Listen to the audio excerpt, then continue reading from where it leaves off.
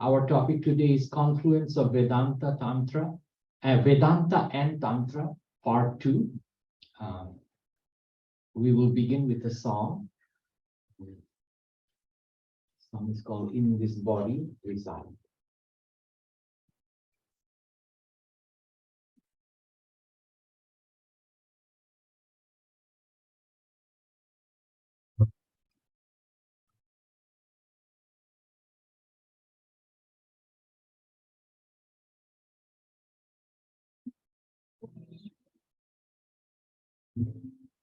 Body reside with this limbs and with this voice sing, with these I see, I pray. Oh, body reside.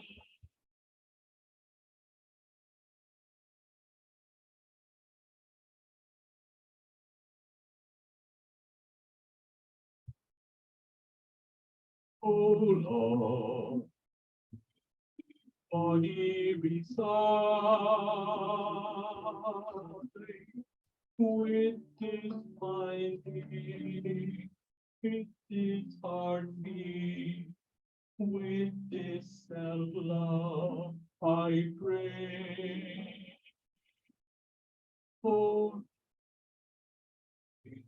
this body reside.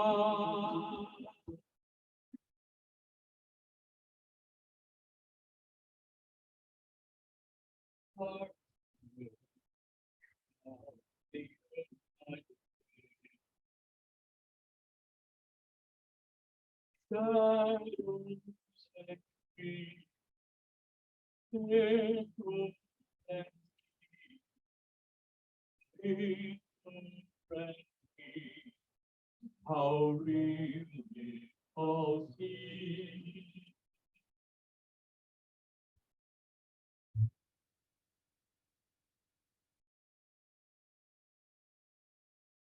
Oh Lord, earth is like reside,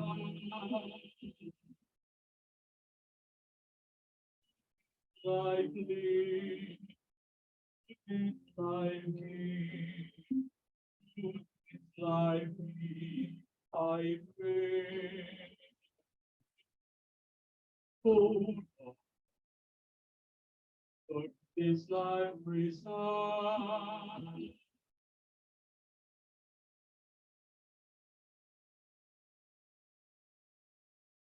Oh Lord, body reside.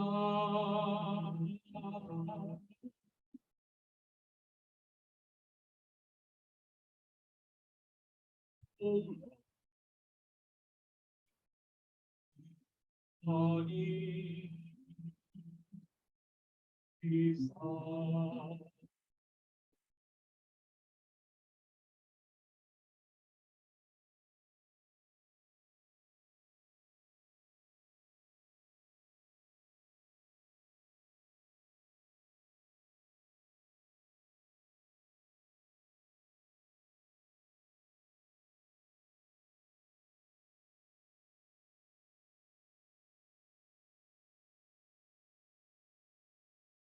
I just plug in. Please, please. Swamiji is not here, so I won't be introduced. Just in case you don't know me. I would like to start with just a short prayer and my own personal background, because this, I think, is right to the topic of our conversation today. Om Jayanti Jagadananda Vipakshakshapana Kshama Paramesha Mukhadbhuta Jnana Chandra Marichaya Jayanti Jagadananda Vipakshakshapana Kshama Paramesha Mukhadbhuta Jnana-chandra marichaya Jayanti Jagadananda Vipaksha-kshapana-kshama Paramesha Mukhadbhuta Jnana-chandra marichaya Paramesha Mukhadbhuta Jnana-chandra marichaya.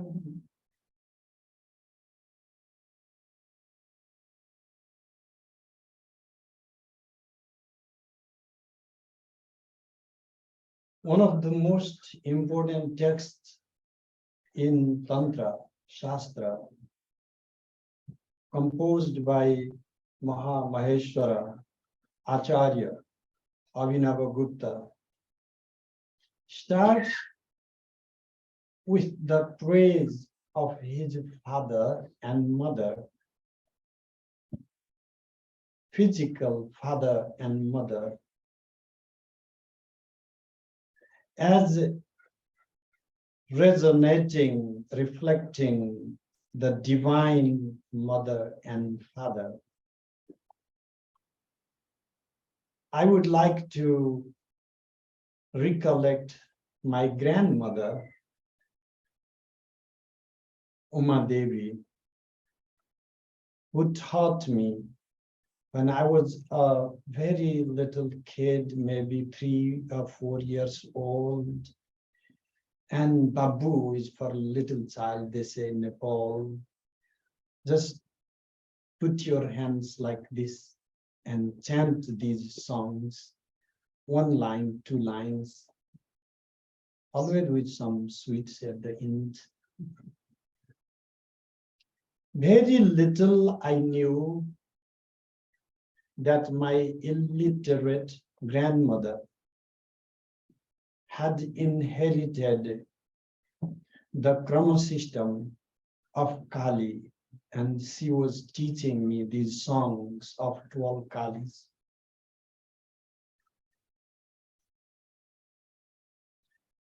I took my sacred thread when I was 5. They counted from the womb because they wanted to give me the rituals quickly. And my father started teaching me the Vedas. We had a little Gurukula in our own house, traditional school of learning. Upon 6 months or maybe 9 months of passing that learning the first 6 chapters, and learning simply meant memorizing, not even understanding a word of the Vedas.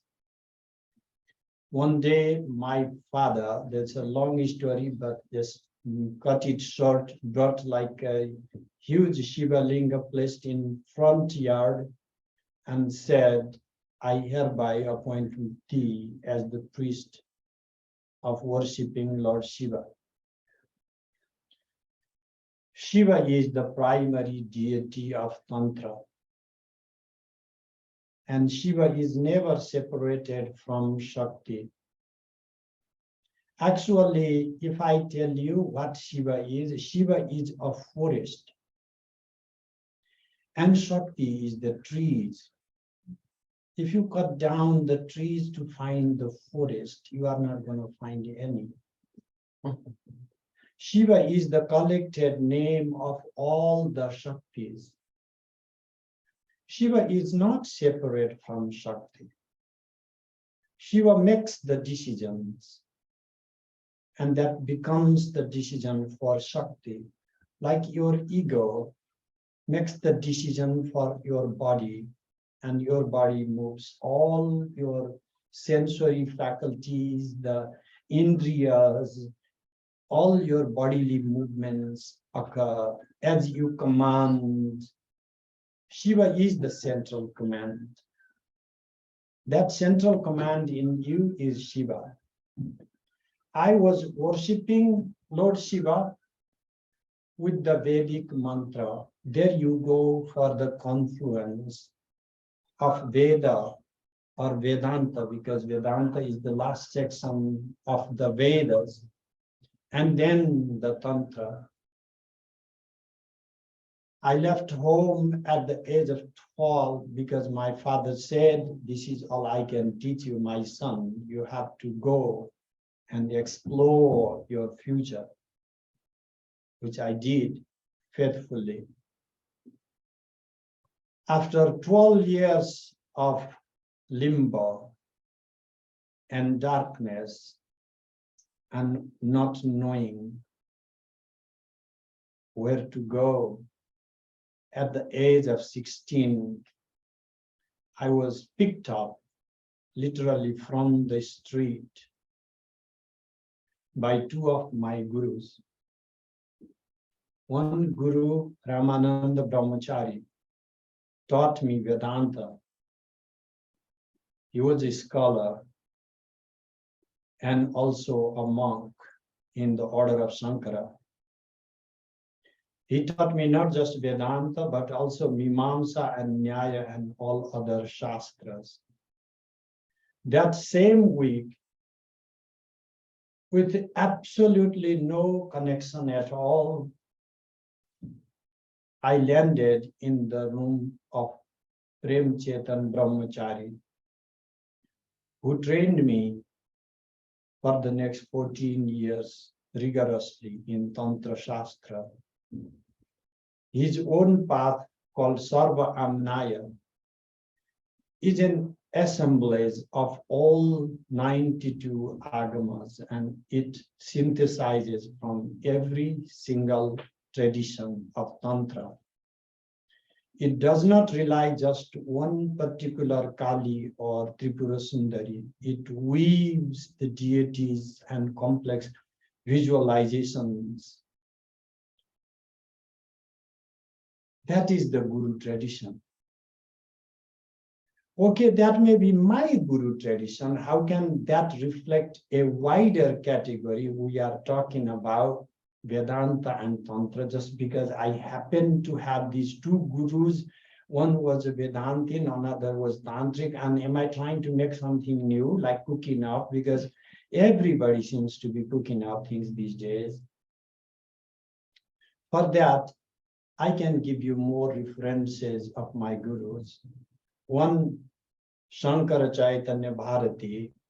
If Lord Shiva is still living in human body, I vouch for you that that is the person, Shankara Chaitanya Bharati. He's 107 years old, and if you happen to go to Benares and see him, he will scold you for going to see him and not going to Lord Shiva. He doesn't like, and he was like that since when I was young. He never liked people coming, praising, or disturbing anything.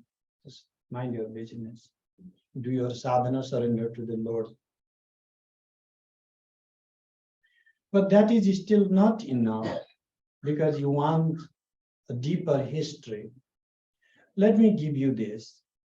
All the Shankaras, Mathas, have necessarily a tradition of Sri Yantra worship in which you have, on the one hand, the leadership on Vedanta, on the other hand, the epitome of tantric practices in the form of Sri Vidya is worshipped in every Shankara's Matha.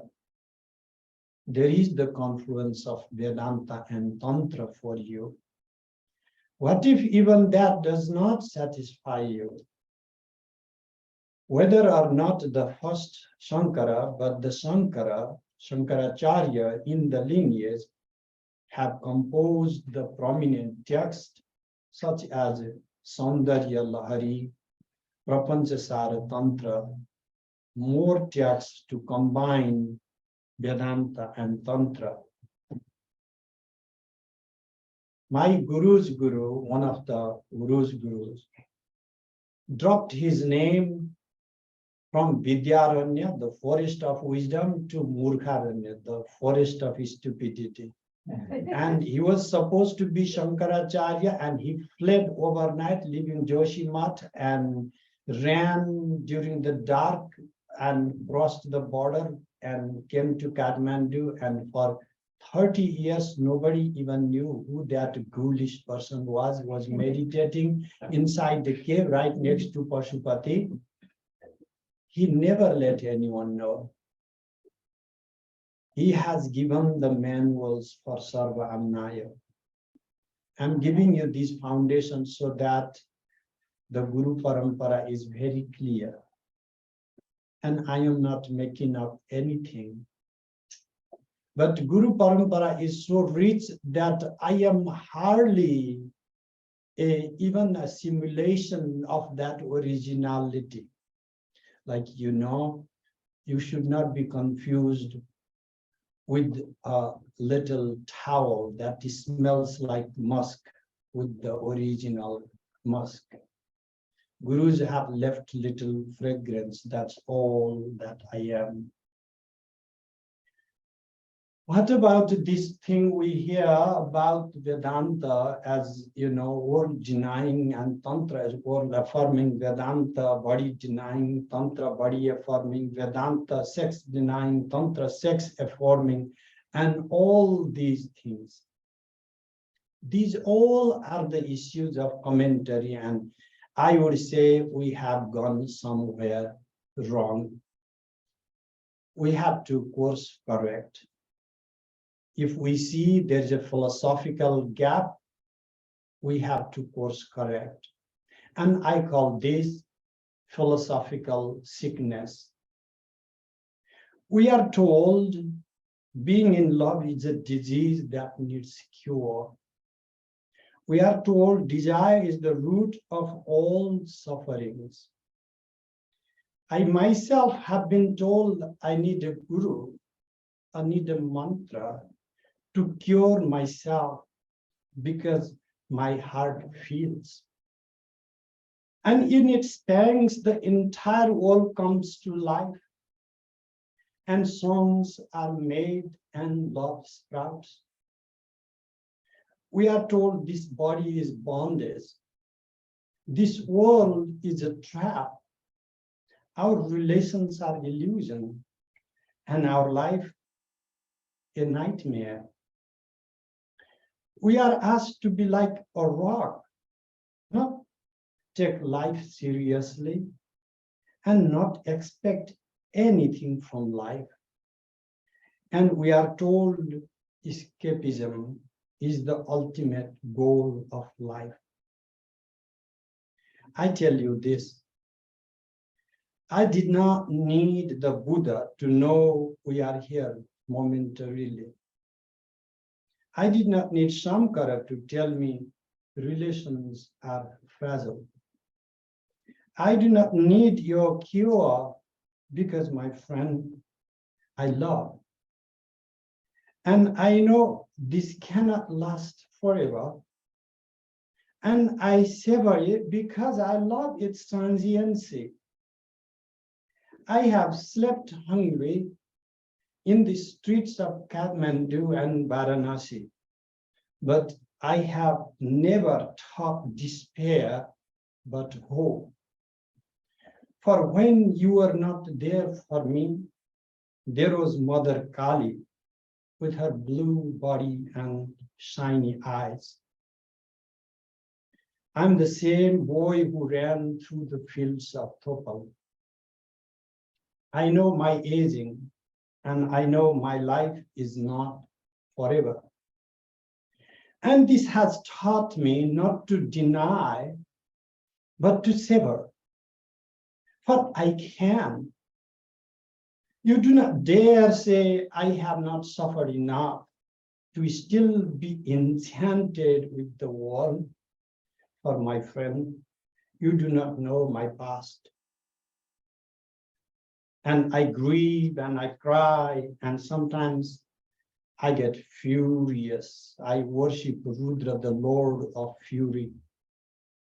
I have embraced what the world has offered, both its nectar and its toxins. And I tell you, there is no Vedanta of despair but hope. And all the illusions you are taught are by them who fail to experience the world, but read their books and went to caves. There are two philosophies, my friend, in the world. The philosophy of Maitreyi, she was the wife of Yajavalkya. The philosophy of Maitreyi and the philosophy of Yajavalkya, the main philosopher in the Upanishad. Yajavalkya knows everything but a pulsating human heart. Maitreyi knows nothing but love and care. Yajavalkya says, Atmanastu kamaya sarvam priyam bhavati. Everything is lovely for my personal sake. That is why I need to know who this is. I need to go to forest to know this.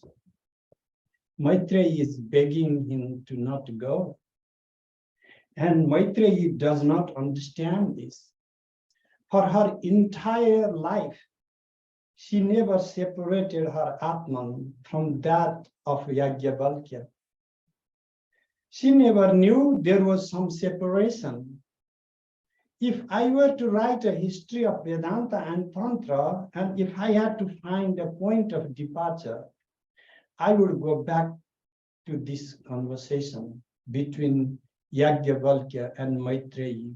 Sometimes do not take this little household disputes lightly. Look what happened. Yajavalkya went to forest, and a whole bunch of philosophers started doing that. You know, Buddha did that. Yajavalkya went to forest some 300 years before the Buddha and made that as a standard for the philosophers. And Mahavira did that, and a bunch of other people, because that's what happens. You know, the great people start and other people follow. But I do not think that that is the only Vedanta out there. A Vedanta of caves is not the Vedanta for the world, for the life we are living in. We need the type of Vedanta that allows us to embrace our reality and be at the moment, be capable of enjoying, including our body. And for that, I will just cite a few verses with you today from the Yoga Vasishtha, because my Guruji, my Tantra Guruji, Prem Chetan Brahmachari, loved this book so much. But before I knew him, my grandmother, who didn't know any of the verses from this book, did know most of the stories from this. And she told these stories when we were children. I didn't know I was being taught Vedanta. I was only listening to fairy tales in my understanding. Why I have found this book a confluence of Tantra and Vedanta is because I will give you some really clear, and I'm not even doing some meticulous research. I'm running with the courses and so many things going on. I'm just scanning through book and whatever quickly within 10 minutes I can come across. And I focus, what is the fundamental thing that makes a tantric philosophy more world embracing? And nobody needs to tell you that Yoga Vasishtha is a Vedanta book.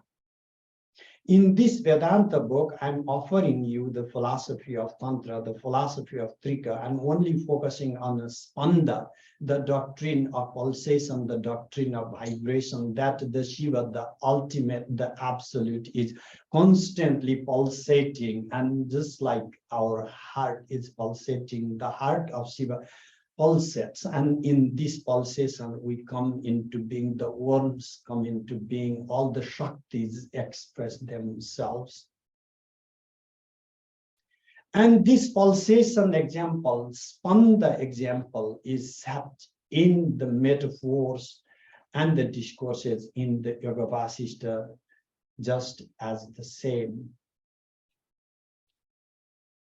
Yat aspandam shivam santam yat spandam trijagat sthitihi spanda spanda vilasatma ya eko bharita kritehi. This is not the spanda karika, because it sounds so much like spanda karika if you have read any Trikatyakas, but this is Yoga Vasishtha, by the way.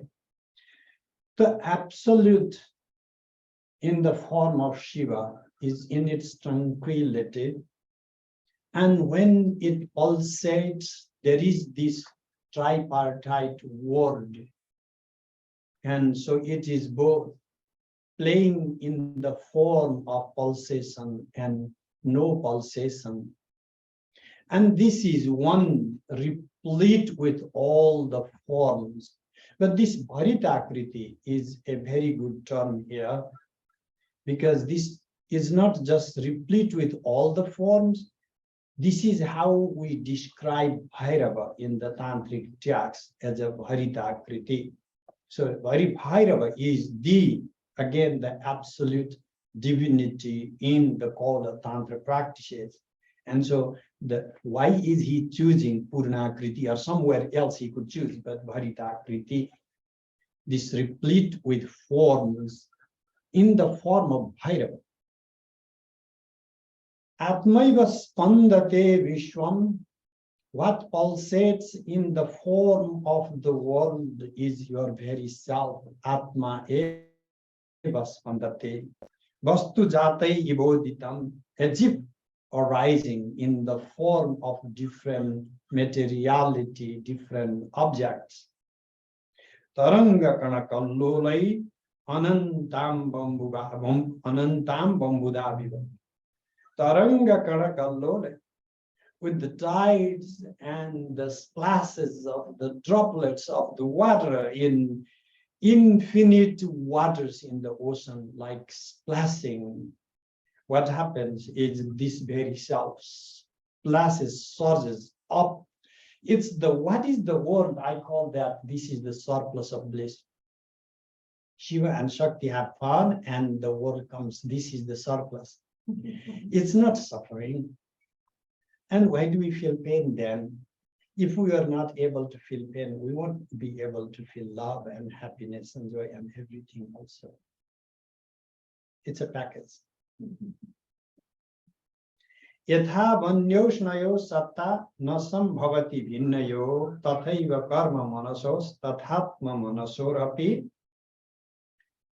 Another passage in the text said, just like you cannot conceive of the existence of fire and heat separately. You cannot separate the fire, and this is the heat, by the way, because fire and heat are inseparable. Then the same way, the Atma, the self, and the mind, and karma, your actions, and the mind are inseparable. This mind, mind comes to Sukshma Sharira, corporeality already. And the Atman, the self, the basis, the manifest, mind is the manifest form, and Atman is the foundation. What it is saying is the heat is like the mind, its expression of the fire as the self, the foundation, the basis. And so what we have, Vanyusna, Napahner Tahika Shakti Vetirikta Vibhavyate Kevalam Jnana Sattayam Praramboyam Praveshane. In Tantra again, one of the really absolutely important Agama text is Vijnana Bhairava. You all should read that. It will help you understand Vedanta better. And the example there goes is that you cannot conceive of the separation of the fire and the heat. That is the same metaphor that Yoga Vasishtha is using to describe our transcendent self and its manifest modalities of the mind and the meditation and our action, which means our body too, because when actions are included, we also include our body. Kinchit Shubhita Rupasa Chit Shakti Chinmaharnave Tanmai Chit Spuratyacha Tatrai Vormi Varnave. Let me explain this to you. Kinchit Shubhita Rupa, it is of the form of slightly disturbed, slight agitated, slightly moving. Sachit Shakti, this very power, potency in the form of consciousness, in this great ocean of being, of consciousness, this consciousness stirs.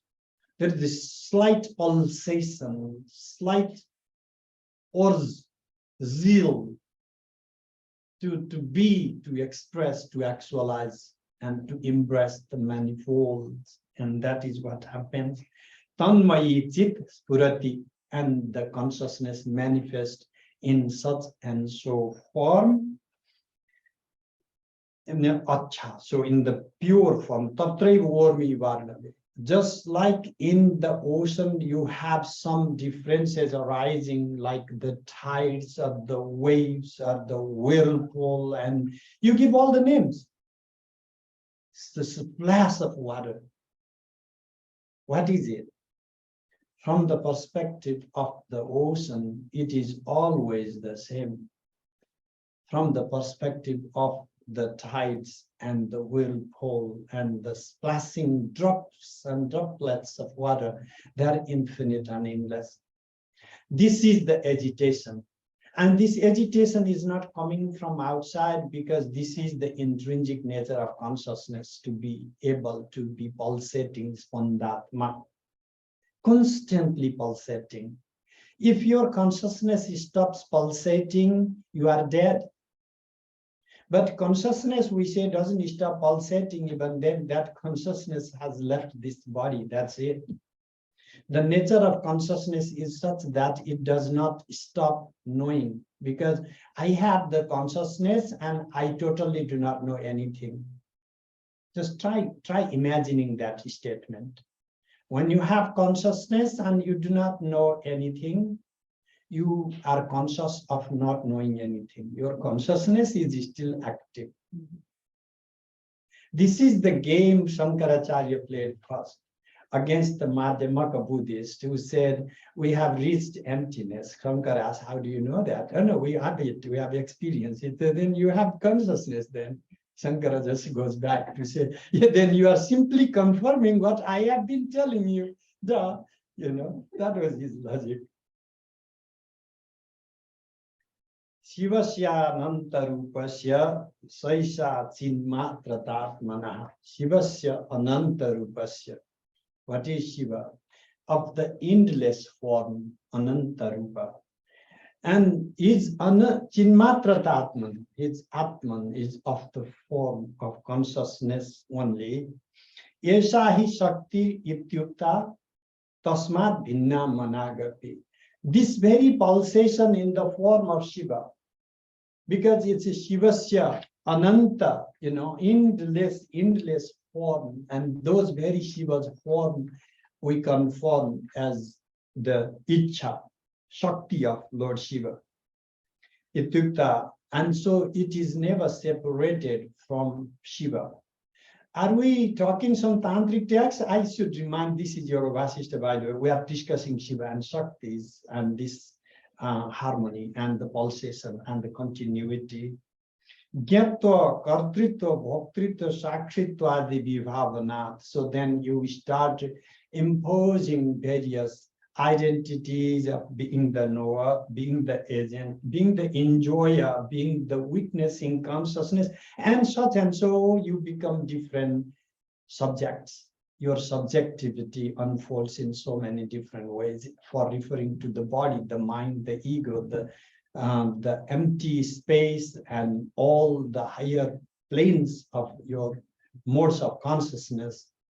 and you have named yourself differently to referring to these different states of your being.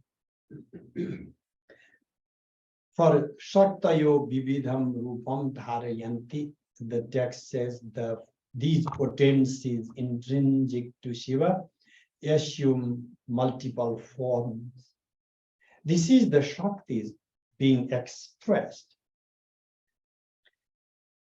Now, how are these Shaktis, potencies, expressed out, and in what form? If the Shiva is a singular, unitary, if you say Shakti and Shiva, then it's a dualism. That would be general objection from the Advaita perspective. So Yoga Vasishtha also has the answer to that. Chit Jagat Valanam Pasya, see the fluidity, conversion of the consciousness and the world. Varhande Rasa Varhinam, like in the peacock egg, the yolk, the fluid inside, in the peacock in the form of the fluid, that's not has yet. What is it there? Just the yolk. Yatha jagati chittatam chittate yat jagat tatha. Just like in the consciousness is the world, there is consciousness, there is the world inside consciousness too. There is no separation of the world and consciousness. Nana nanatmakaikam cha mayurandaraso yatha. So the text confirms again, just like the fluid of the peacock egg, it is many and one at the same time. What is he talking about? This is what we call latencies. Why is the peacock? Because peacock is the best bird to display like million areas of color. If you just crack, don't do that, but you can imagine the egg, there are no colors there. You can't see any color. Oh, by the way, let's use some, electronic microscope or something. You can't see because there's no color there. What is there? There is the potency, Shakti. That's what we mean by Shakti. There is the potency. Yatha negro the bijasta mahadruma. There's just like in the banyan, like a Jagad Shakti Rupo Mahadruma, inside the seed of a banyan tree.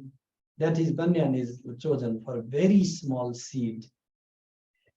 And then look at the tree, the ginormous, really one of the largest trees in the world. Tatha Hridaya Bijastham Jagad Etat Characharam, like in the heart, the seed in the heart is this entire world situated. And this one I take. This is not from Yoga Vasishtha, but from Paratrishika. But look at the seamless continuity. The same metaphors are going and same type of conversation happening. Grahya grahaka sambandhe samanye sarvadehinam yoginah savadhanatam yattad archanam atmana. Yoga Vasishtha describes Grahya grahaka sambandhe samanye sarvadehinam. What is common to yogis and the ordinary persons is the relation between grahya, the objects of our consciousness, and grahaka, the subject, you. It is common, the text says, but what is special about the yogi? Yoginah savadhanatam, that is this attentiveness in which or through which they perform the worship of the self, recognize the self. This self-recognition in the yogic mode is different from ordinary mode of knowledge. A yogi is in the world, still touching, feeling, tasting, enjoying, but he still also has this higher meta gaze of the self, and that is where he's surrendering to the empty void of pure consciousness. That is also effulgent and blissful. That is what constitutes the difference between a yogic episteme, a yogic way of knowing, and the ordinary way of knowledge.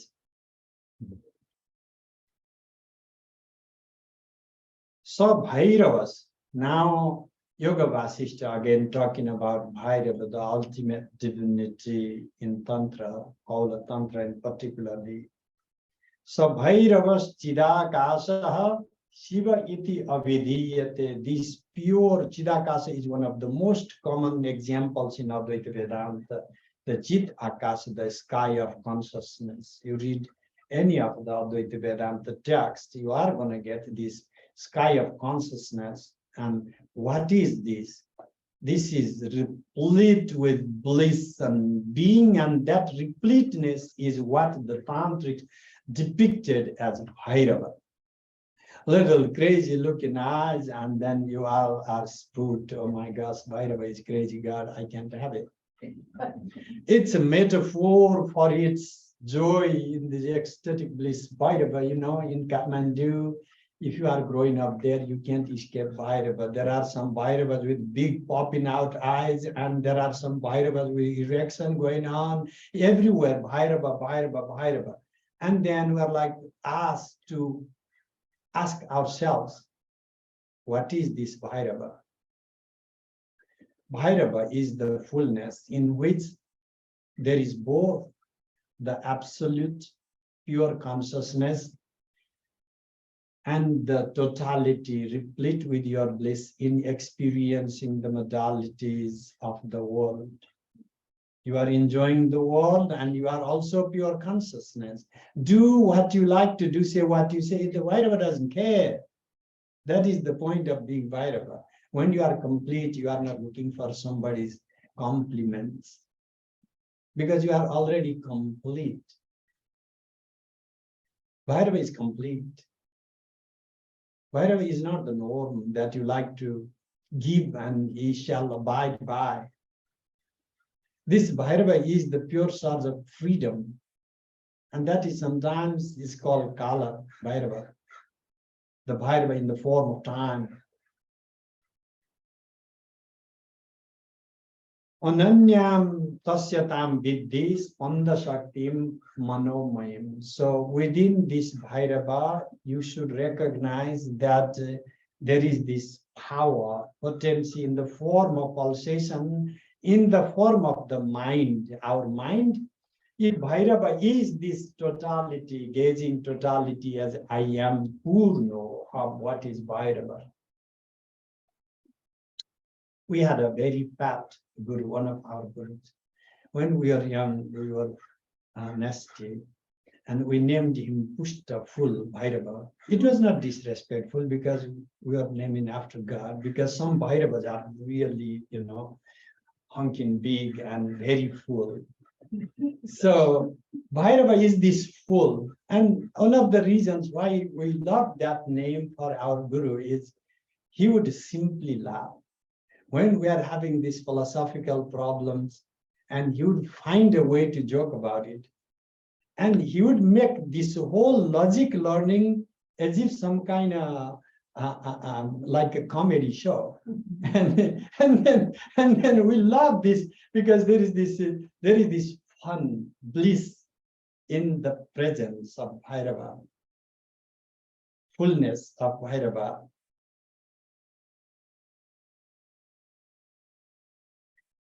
Yathekam pavanaspandam ekam oshnaya nalo yatha chinmatram spanda shaktischa tathaivaikatma sarvata.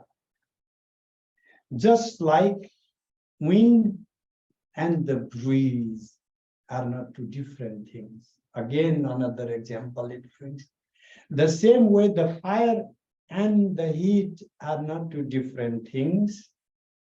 Chin matram spanda shakti, pure consciousness and its intrinsic nature of pulsation, vibration. These two are also just one and not occasionally. Some are inherent properties, they are permanent. This pulsating nature of consciousness is not occasional. You got a long hair, I can't say it is forever. One day you got your mood and you can go and shave it. But there are some internal properties that define you. You can't just go and cut and get rid of it. Intrinsic nature. So this is the intrinsic nature of consciousness, that it pulsates. This pulsation is not just what the physicists can say, my friends, because this pulsation is the physicist pulsation, also the cosmic vibration. Now you know what these quantum people talk about and all, but it's beyond that.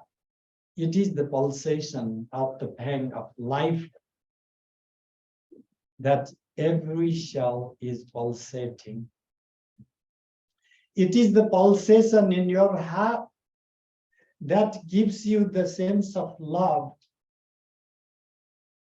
It is the pulsation of your being that gives you directionality, a sense of life, a sense of moving, being, belonging somewhere.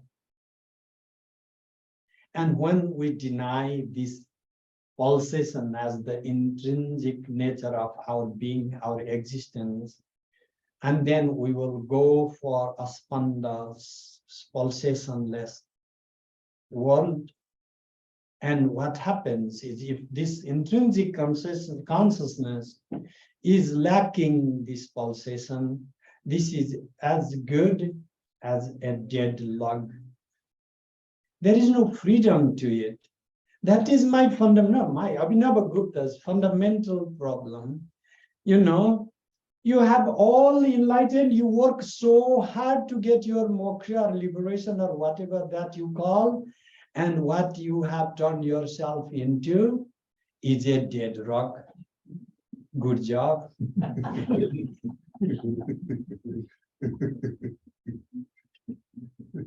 You can't feel anything anymore. Great. You look so happy, but inside not like a face only, My wife worked in hospital sometime, and one day she comes and says, maybe I need to go and do some plastic surgery. What are you talking about? Because when she was in the reception and patient complained, she looked serious. She was not smiling, You expect the hospital workers always smiling. And that is what you expect your enlightened monks too. Always smiling, not laughing, because that would be obscene. Look at this monk. He's like a joker. He's not enlightened. I saw him laughing. Oh my gosh, crying, that would be like immediate crime. He could be expelled right away. I didn't leave monastery, by the way, for no reason. Okay, I lived in monasteries for almost 12 years of my life. I could not feel.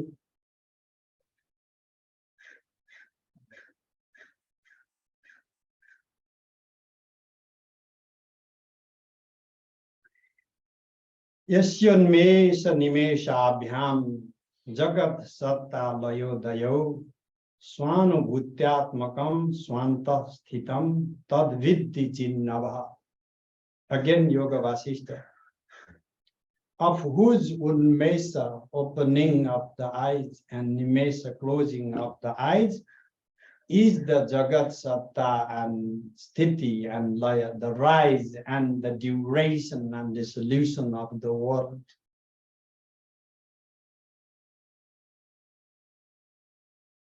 then what happens? Swanubhutyatmakam, of the form of your own self-experience. Swanta-sthitam, situated within your own heart. This Chinnava, pure consciousness in the form of the sky, is that you should recognize this as that very self of the form of your own personal experience. This Unmesha Nimesha, I told you I was not going to find all the other examples and read from 20 different books I could have. I just reserved myself today to one single book and just few passages because, you know, it is easy to make people get lost and overwhelmed and give a lot of references. That is what I do in my occupation. I'm not here because of my occupation. I'm here to meet you guys who are like me, seeking and not willing to end the quest. And so the first verse in Spandakarika, let me repeat and then repeat this a couple of times. First verse in Spandakarika. Yasyonmesha nimeshabhyam jagatah pralayo dayo tam shakti chakra vibhava prabhavam sankaram stumaha. Now Yoga Vasishtha. Yasyonmesha nimeshabhyam jagat satta layo dayo swanubhutyatmakam swanta sthitam tadvitti chinnavaha. In those days, we do not call plagiarism. These days, they would be called, this Yoga Vasishtha is totally plagiarizing a tantric text. There would be a court case and a hearing and all those things. Those days, we had the freedom to integrate ideas from different schools. And Yoga Vasishtha, for you, my friends, gives such a beautiful example of how early this Tantra and Vedanta were merged. And how we have to keep, what is the point of keeping this particular way of thinking alive? Is because, number one, as soon as we express the word Agama or Tantra, it has been given a bad name. And when such a beautiful philosophy has been disdained, it comes to our moral obligation to find out the truth, so that we know for a fact whether what it has been labeled for is true, or if not, what can you do about it? That is number one requirement. For our own life, you know, pain bearing is not easy. We lose our loved ones. I lost both my parents within the last 5 years. It is painful. And it feels so good to say, I don't have parents because I'm eternal soul. These were not my parents.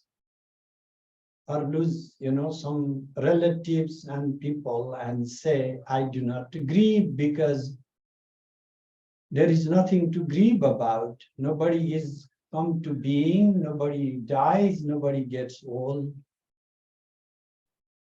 That is one way of living life. I don't know though.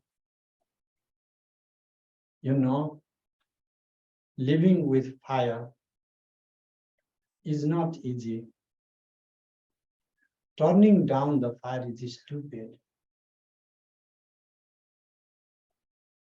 Living with pain and suffering hurts is not easy.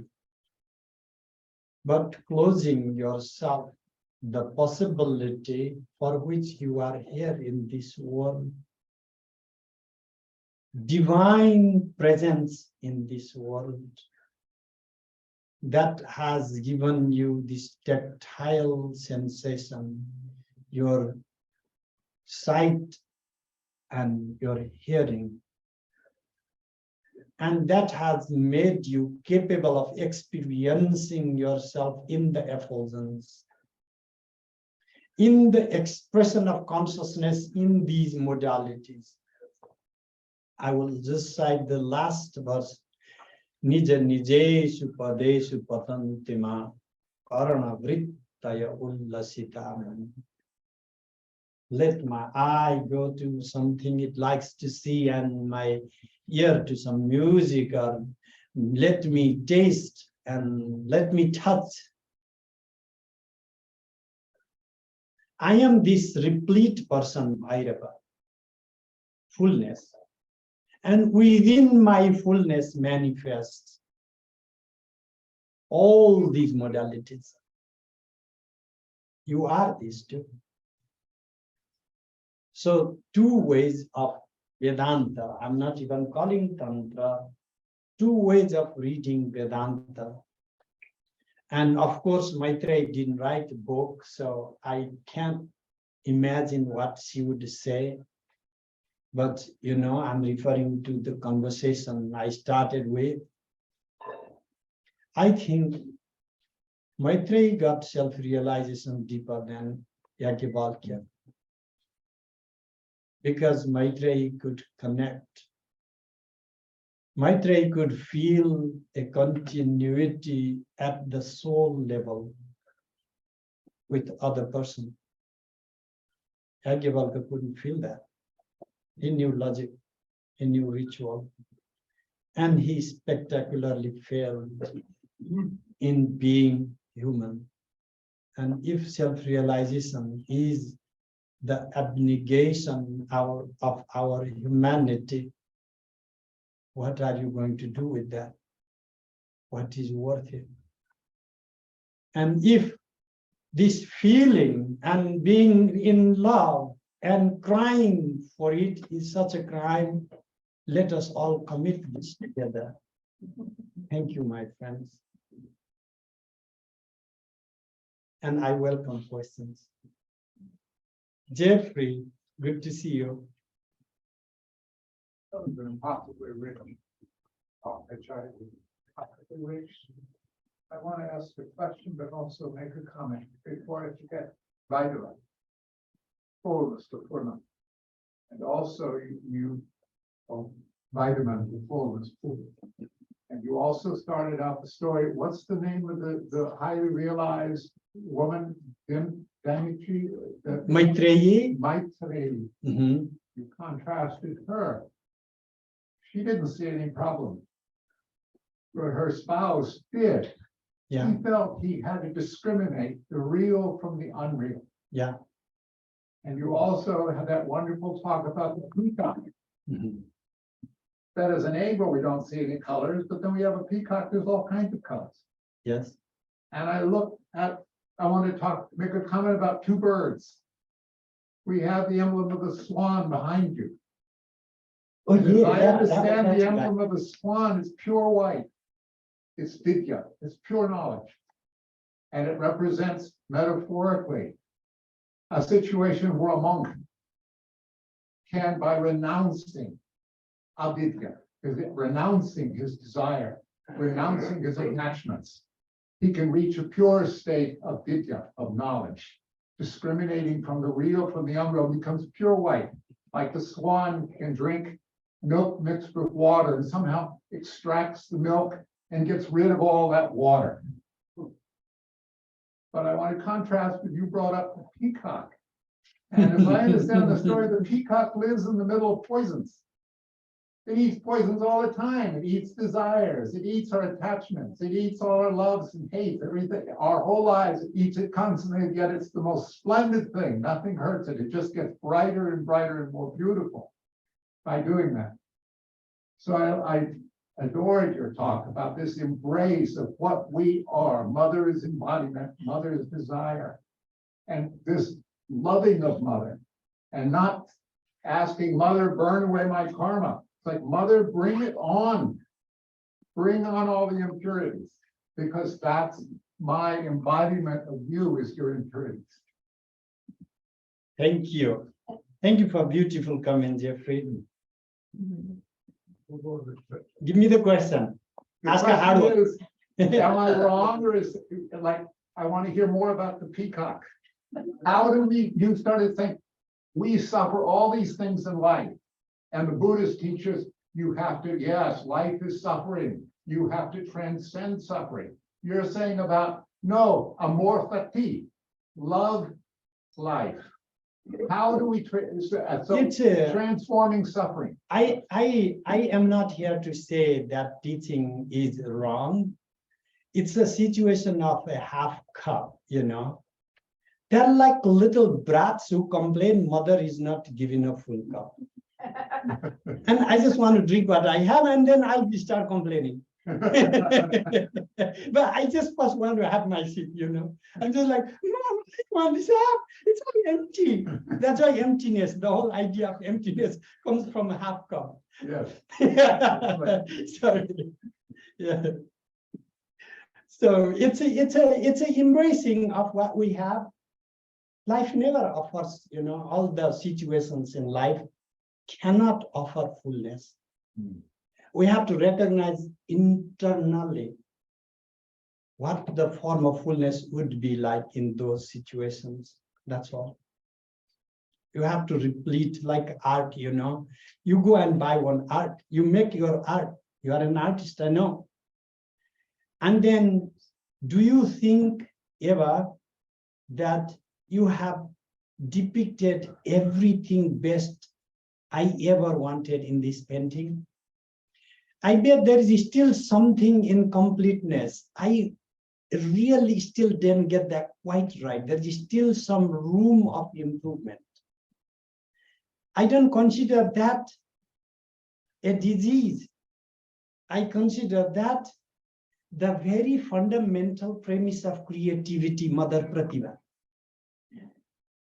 Fools are so complete right in the beginning. First circle they draw and they fall in love with the circle they draw. I made a beautiful circle. And mom says, your circle is so beautiful. Dad says, your circle is so beautiful. And there is the sense of completeness. I'm complete. If you have the sense of incompleteness, there is room of improving. Pratibha does not let you feel your completeness. And when Pratibha is done, you are complete again. That recognition is different though. The completeness in the realization is to see the complete in the modes of the incomplete. I'm going to stop because you and I can keep talking forever. I'm going to take other questions.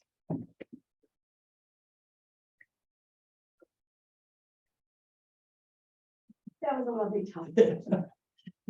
I wanted to know if you would please compare the goal to be strived towards between Vedanta, Kashmir Shaivism, and Tantra, mother worshiping, Kali worshiping Tantra. What Trika has been today also secularized in the sense that it's offered as a blend philosophy. At one time in my last talk, I tried to show how Advaita was itself a Vidya, some esoteric trainings.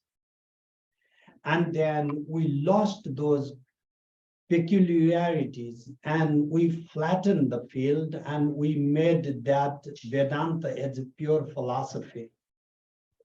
There were techniques at one time to go to that experience. And all we got is the logic and the final philosophy, but not the techniques. And in Tantra too, that is what we are doing now. We are also making it a flattened field of philosophy and dropping off the techniques.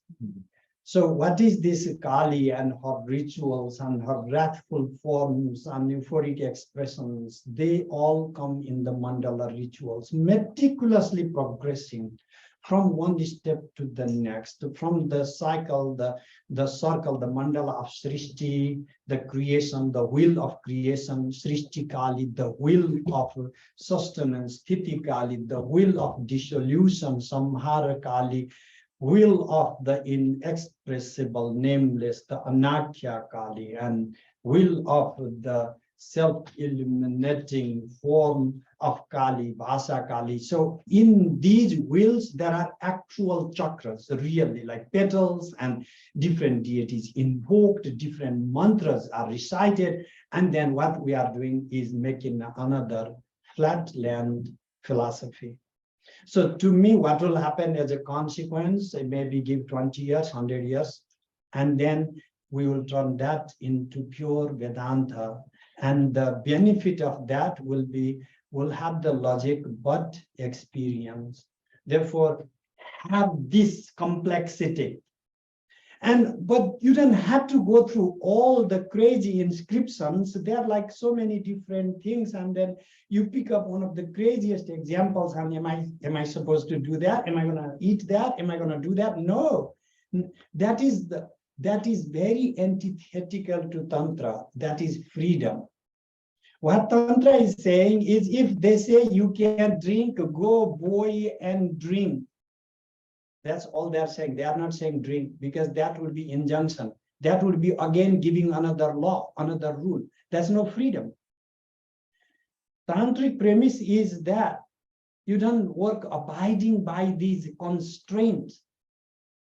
And when you say, I don't abide by these constraints, then I can do anything I like. Yes, you can do anything you like, but you need to also know the consequences of what you do. You see? So the thing is, gods don't like if you eat fish, and then the tantric guys come, you have to eat fish. Because you just thought you can eat fish, and that is how you worship God, by not eating fish.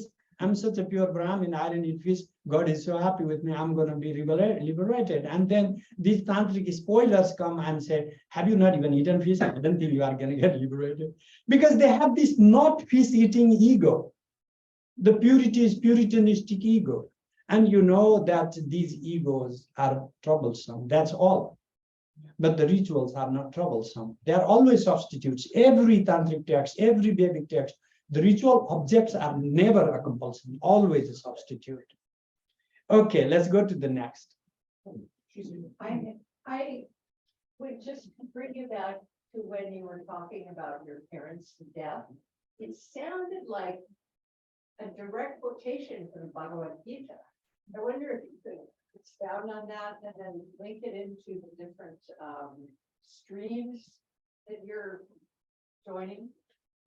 No, I mean, in the Bhagavad Gita, yes, of course, when it says that Natvevaham jatunasam natvam neme janadipa nachaivana bhavishyama sarve vayamatah param, meaning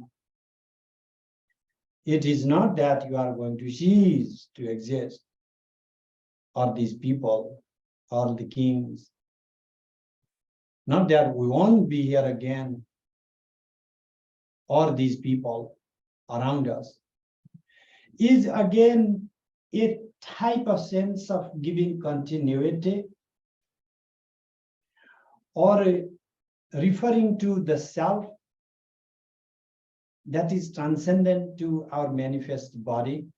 But I have to one day offer like a whole course on the Bhagavad Gita, because I do not believe that we are reading the Bhagavad Gita correctly.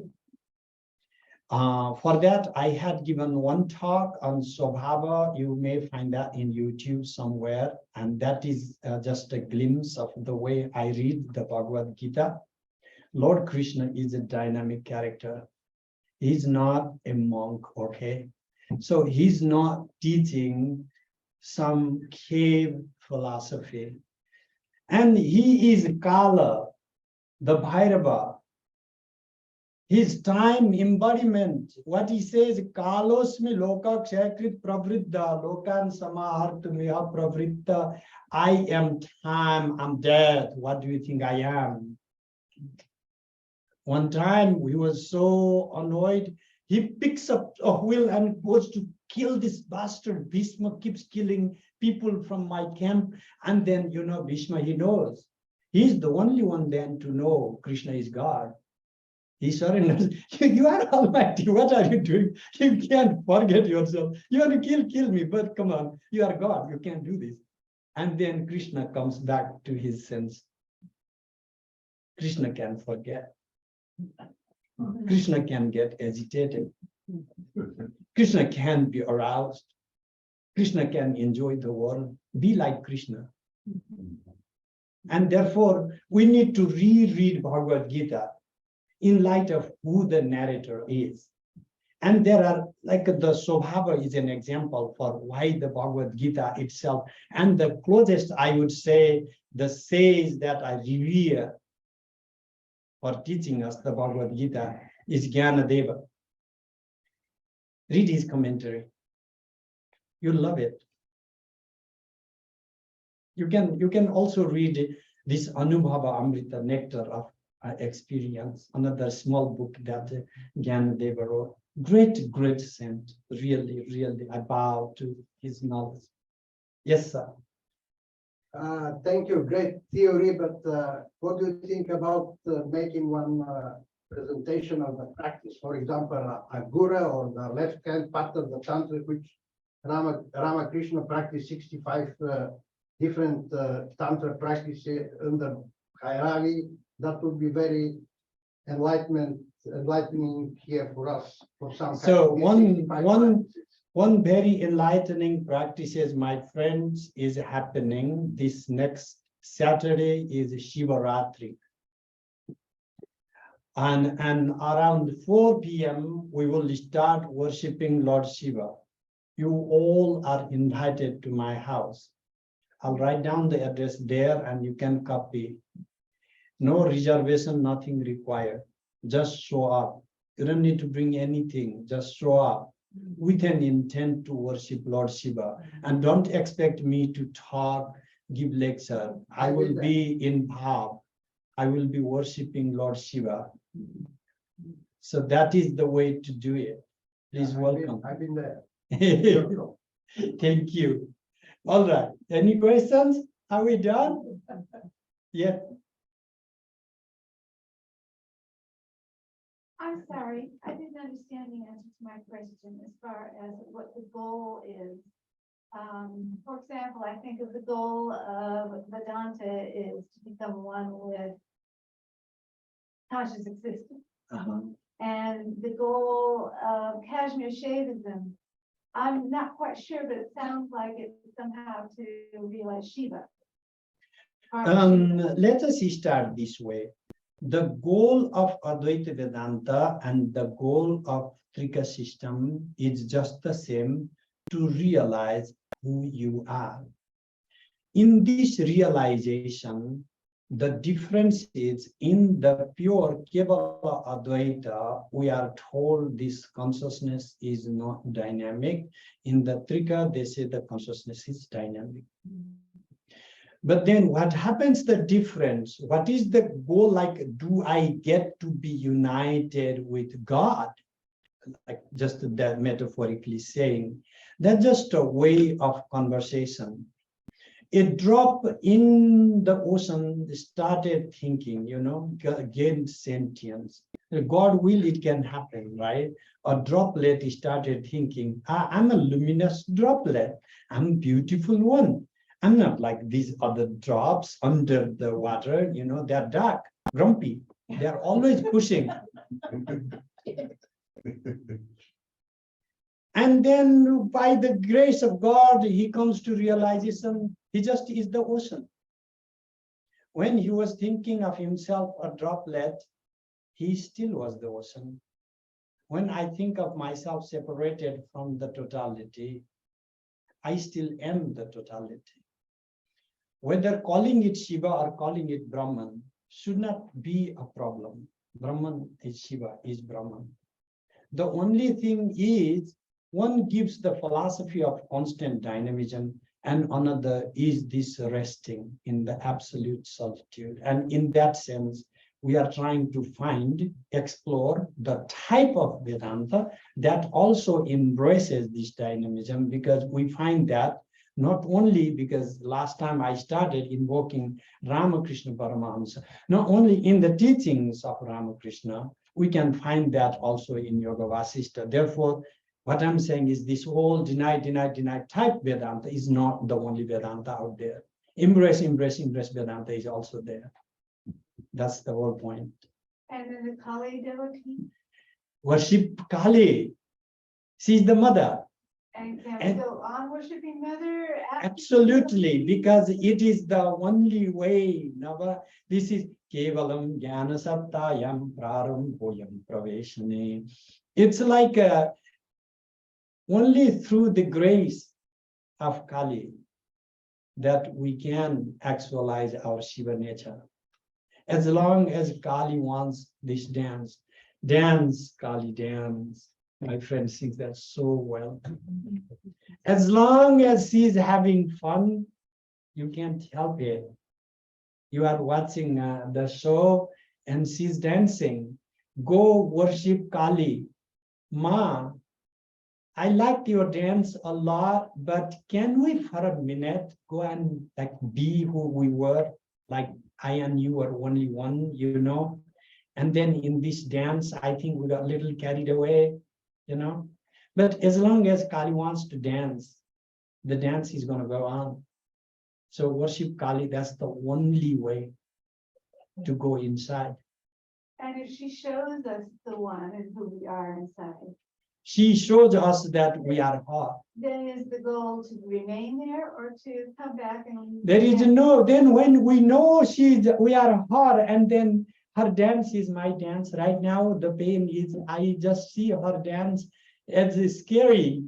You know, I'm like a little child wrapped around her wrist, and she whirls and dance and jumps and all the moves she does. And every time I'm like in this ghost ride. Have you ever been to ghost ride? You know, I'm just like so scared. Ma, I'm crying nonstop. Stop it. And then I will be the dancer. When I recognize myself as Kali, and I wouldn't be scared of her moves, because I would so much like to show off my dress and dance.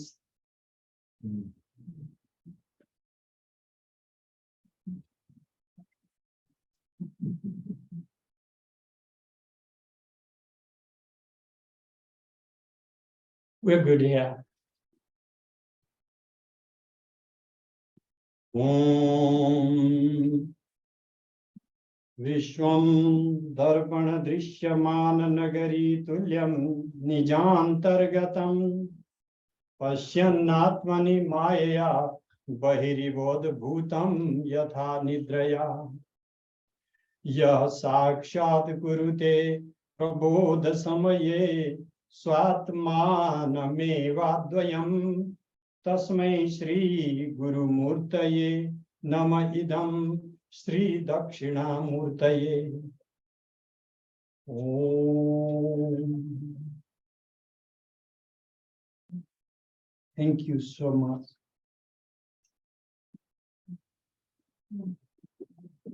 Thank you. A couple of announcements. You want to make the announcement? Okay, next Saturday, 18th of February,